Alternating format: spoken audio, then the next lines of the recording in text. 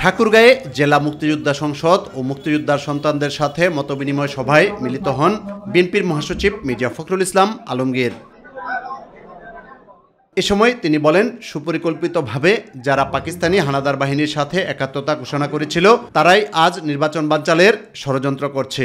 একটা কথা পরিষ্কার করে বলতে চাই, আজকে যে চক্রান্ত ষড়যন্ত্র চলছে, নির্বাচনকে বানচাল করে দেওয়ার, নির্বাচনকে পিছিয়ে দেওয়ার, সেই নির্বাচনকে পিছিয়ে দেওয়া মানে আমাদের সর্বনাশ হওয়া, এই দেশের সর্বনাশ হওয়া।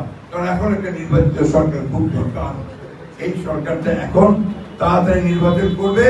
আমরা চাই যন্ত্রবর্তীকালীন সরকার আমরা সম্মান করি, শ্রদ্ধা করি, অতি দ্রুত আর কোনো কাল বিলম্ব না করে নির্বাচনের তফসিল ঘোষণার ব্যবস্থা করবেন, দেশে একটি নির্বাচিত সরকার প্রতিষ্ঠা করবেন।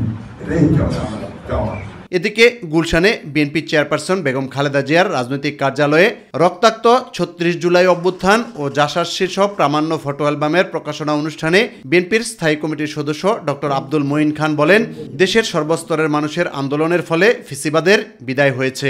এটা কিন্তু শুধু ৩৬ জুলাই ছিল না, এটা ছিল দীর্ঘ ১৬-১৭ বছরের বাংলাদেশের লক্ষ লক্ষ মানুষের যে আত্মত্যাগ, তারই ফলশ্রুতিতে কিন্তু ৫ই আগস্ট এসেছে।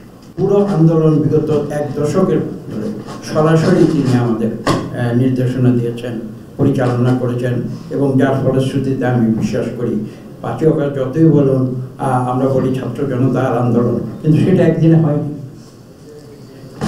আমাদের চেয়ারম্যান সাহেব আমাদের এই যে গণতান্ত্রিক আন্দোলনের সঙ্গে শুধু বিএনপি নয়, বিএনপির সঙ্গে আরও বেশ কিছু গণতন্ত্রগামী রাজনৈতিক দল, সব মিলিয়ে প্রায় ৪৩টি রাজনৈতিক দল আমরা কিন্তু সেই সময় রাজপথে ছিলাম।